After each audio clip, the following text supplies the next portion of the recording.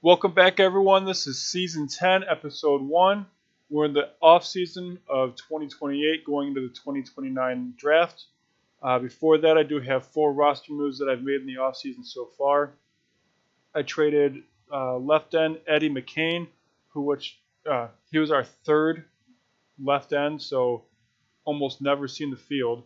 I traded him to Seattle for a 2030 third-round pick, so that's a third-round pick next year.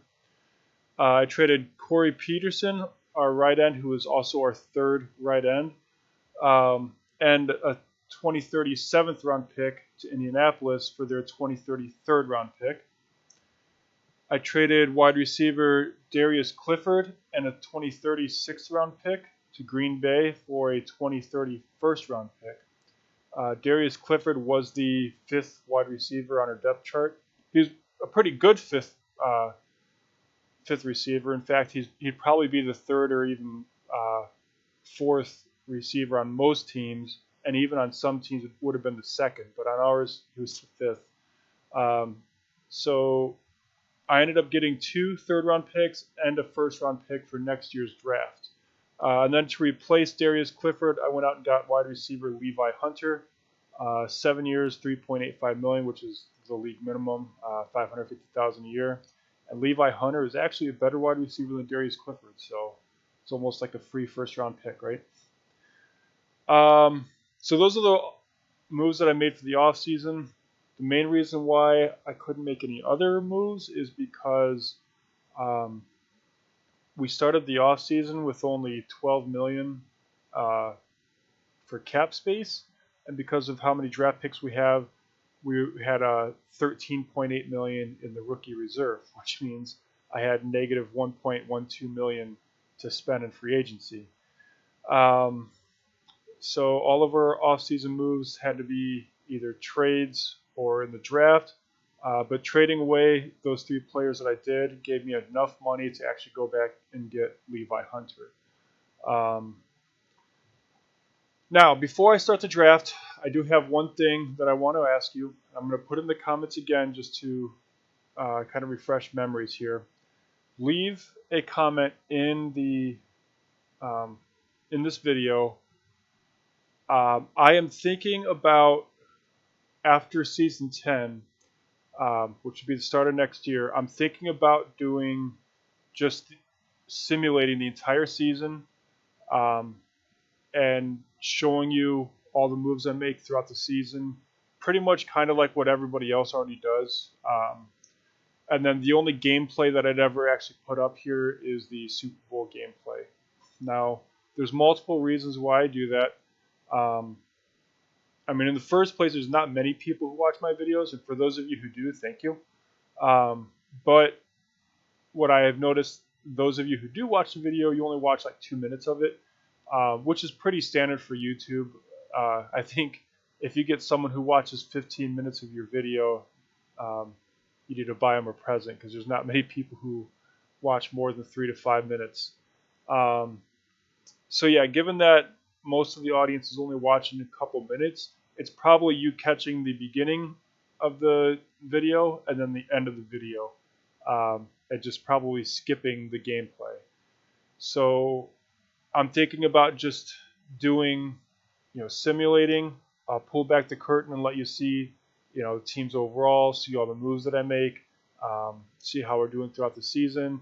We'll simulate the entire regular season and the playoffs, and the only game that I'll actually put up for gameplay will be any Super Bowls that we make it to. So let me know in the comments what you think about that. There's some other reasons like time constraints for me. As I've said in a few videos, my schedule is getting a little busy, so it's kind of hard to get an hour-and-a-half video every single day. So yeah. Anyway, again, leave in the comments what you think. With that said, it's time to start the 2029 NFL Draft. We have the 11th. The Ravens are now on the we have the 11th, 26th, and 32nd overall pick in this draft. So we have a little while until our first pick. Some of the main targets that I'm looking for: we need a strong safety to replace Derwin James. If you remember, I offered him $15 million a year, and he The said no. Cowboys are now on the And then, strangely enough, he ended up signing with the Colts for less than what I offered him. So I'm not sure what the reason was that he didn't want to be here, but he didn't want to be here. So strong safety is a big one that I need to replace. Our left end, if you remember, I drafted Monte Holloway last year, and he ended up being our starter, now on the clock. but he didn't really progress. And he didn't do much stat-wise for us either. So I would like an upgrade at left end. Secondary things I'm looking for. We're getting a little shallow at cornerback, so I'd like to get a solid third-string quarterback, someone who's eventually going to be our maybe second overall cornerback, because our first starter is starting to get a little old. Excuse me. Middle linebacker might be a position I look at because Benji Mentor is coming up as a free agent this offseason, and he's going to be really expensive.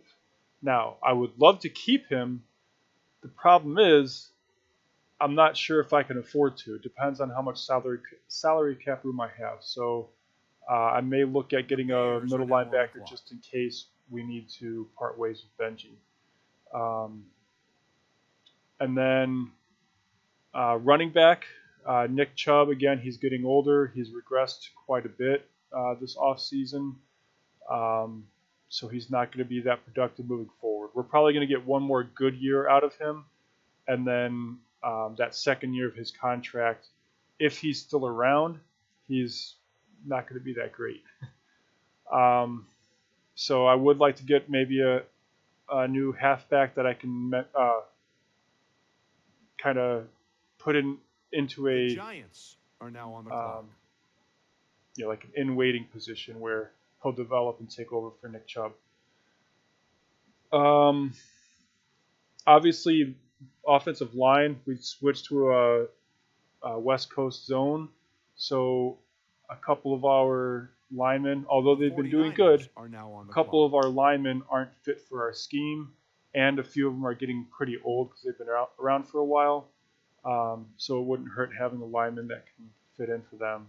So there's only two main areas we need to address, and then the other ones are just kind of Steelers are now on the clock, helping us out for staying competitive down the road. But we're getting to be an aging team. We're not the young guys we used to be. We're in season 10 now, so yeah. With that said, we're just a couple seconds away from our first pick.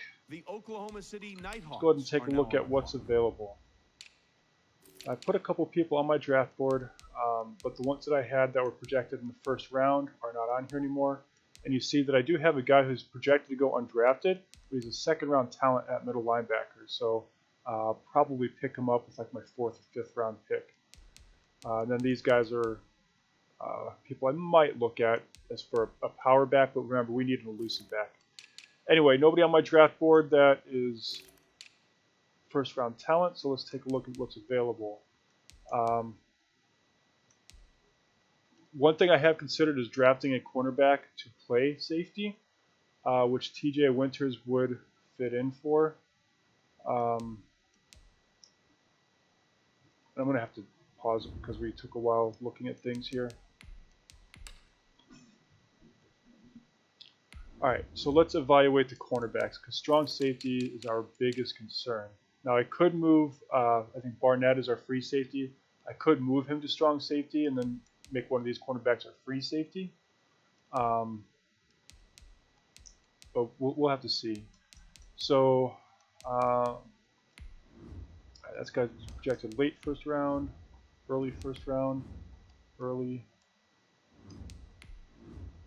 mid, and mid. So these two are mids. These two are projected to go early. Let's take a look at the actual stats. I'll leave it with this stupid reorder bug. I don't have anyone to do that with. There we go.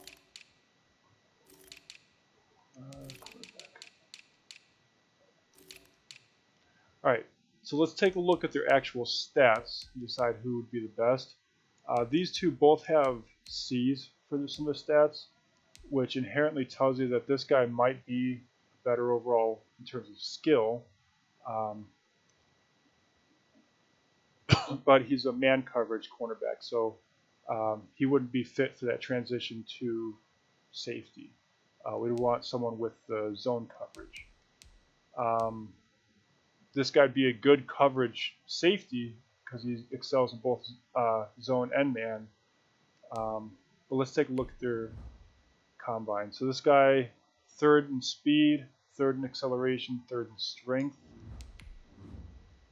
This guy's second in acceleration and agility, first in strength.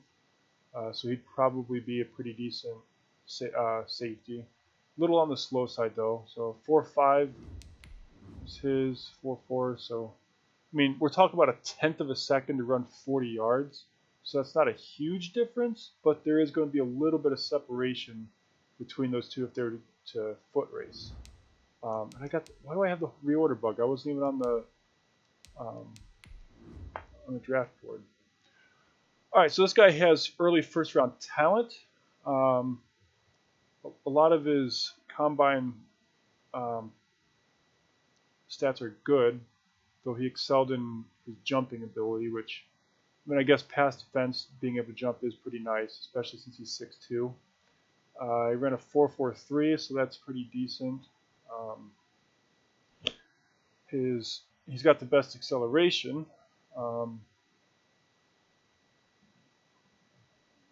So he'd be a good cornerback, which I could use. So I might go ahead and take him and then see if any of these other guys are available later in the draft. This guy's the fastest cornerback. Pretty good acceleration, agility, and decent strength. So he might be pretty decent later on as well. I'll have to gamble to see if he's available. So we have 4 cornerbacks here. I'm going to take Durrell. Actually, let me look at the linebacker or left ends first. Or actually, any defensive lineman that could play lineman. Looks like a lot of second round talent. I could get a defensive tackle to. That reorder thing is annoying me. I could get a defensive tackle and then switch him to left end, which is something I've also thought about, especially for a power rusher. Wow, those are good. Good combine stats.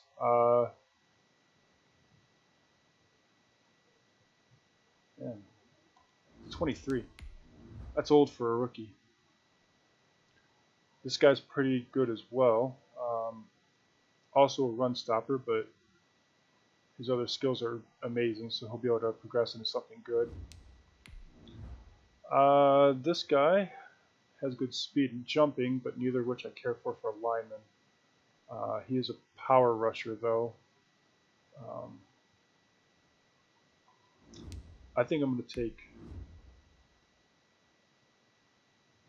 I might take this guy. Even though he's projected to go late in the first round, but I don't want to gamble and lose him. Actually, we'll second round. You know, I will gamble. I'm going to go ahead and take Durrell. I'm going to gamble and hope I can get a left end or one of those defensive tackles later on. Okay, so we got a 76 cornerback. Only a normal development rate, which is kind of sad because I was hoping he'd develop into that quality second cornerback. And with that said, his man coverage is actually kind of low. I'm not happy about that. Catching is okay. Can't tackle, so he couldn't make the transition to safety.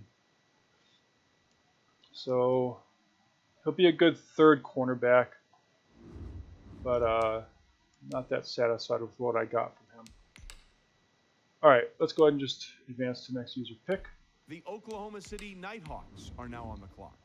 All right, are any of those cornerbacks still available? Okay, this guy is, but he's not someone I'm going to pick.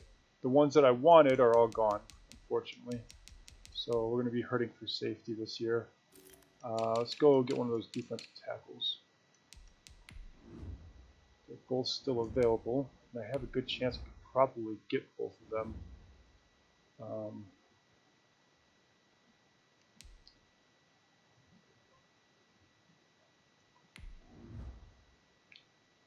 This guy's better in every single way. But I really like this guy's strength and the fact that he's younger. Alright, I'll just trust the scouts. I'll go with Jeremiah Carver here. Or Craven. The Patriots are now on the clock. So he's a 76 overall. And this is a guy that I can move over to left end, so it's a good pick.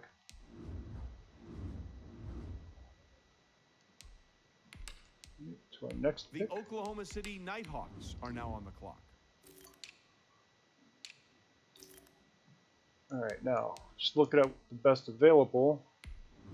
Another Sheriff at wide receiver, that'd be confusing. Don't really need a wide receiver. Jason McCray, that's that guy that I said wasn't that good. There is a strong safety here with the first round talent. I might just take him. In fact, yeah, I'm going to. The Ravens are now on the clock. So 72 overall. Why didn't I even look at strong safety and free safety before? I feel a little bit like a dummy right now. But we did get a strong safety. Not someone who will likely make that big of an impact for us, though. In fact, he'd be our backup strong safety as it stands right now. The Oklahoma City Nighthawks are now on In the the clock. second round.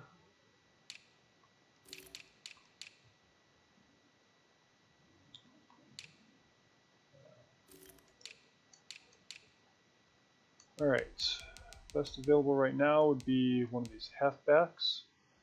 I did say I wouldn't mind getting an elusive back. This guy has good ball carrier vision, breaking tackle, spin move, so that's pretty good actually. On the slow side. This guy has good carrying, juke, ball carrier vision, also on the slow side. Curious what a 4.5 translates to in terms of speed. But actually, this guy's a first round talent. He would be a good slot receiver. That's what his archetype is. So if we go best available, it's probably be the best guy to choose.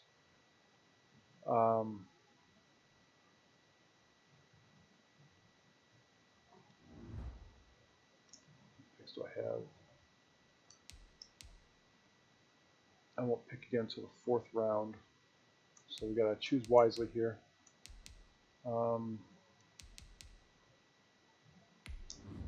did mark this guy as someone I could take later. I'm not going to take him now.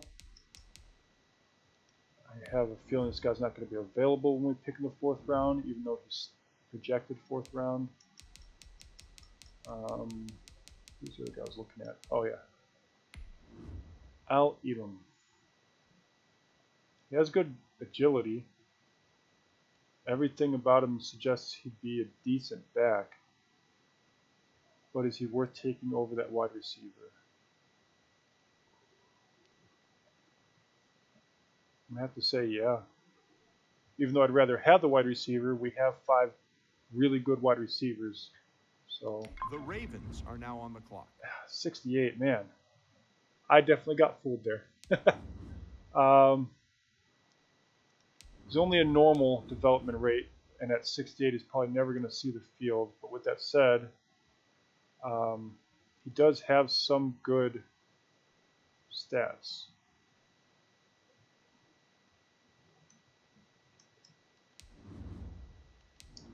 What's his strength? 66. I almost wonder if he'd be a good fullback for us. If we get that utility fullback. Although our fullback right now is pretty decent.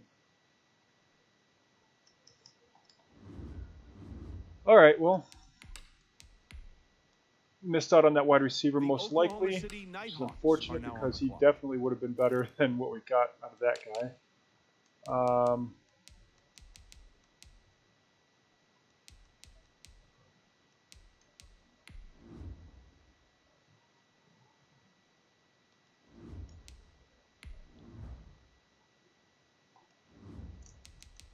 Any first round talent guys left?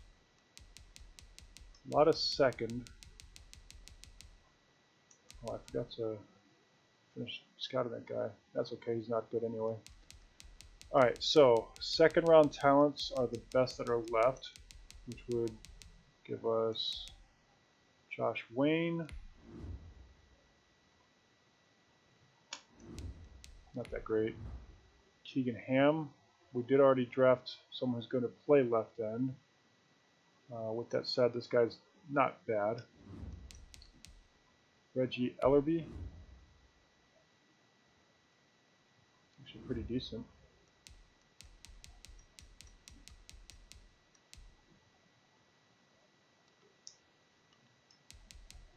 With my next pick, I'm going to take, excuse me, I'm going to take Timmy Norton with my next pick. And then maybe with that 7th pick, might look at one of these guys. So this is the last pick. I'll have to choose between any of these guys. Tim House is kind of looking like the best, even though Reggie Ellerby might be the best overall talent.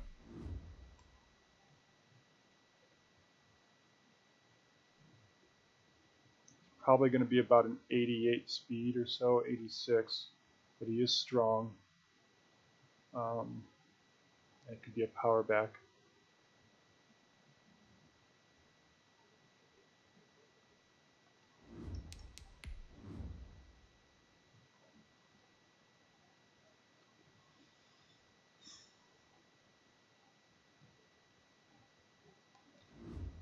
I'll trust my scouts. I didn't trust the scouts last time, and I went with gut feeling. I got burned. My gut feeling is telling me to take Tim House, but the scouts are telling me to take Reggie.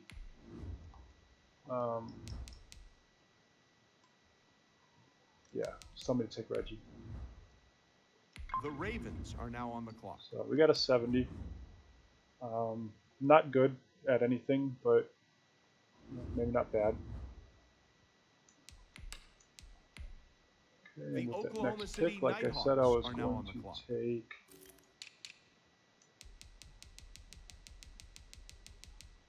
Timmy.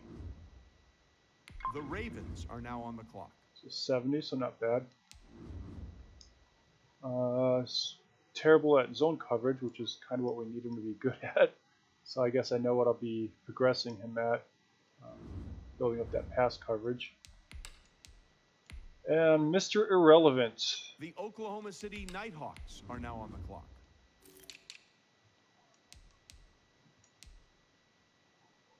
So I could go with the 7th round projected talent, which means he's probably going to be really bad.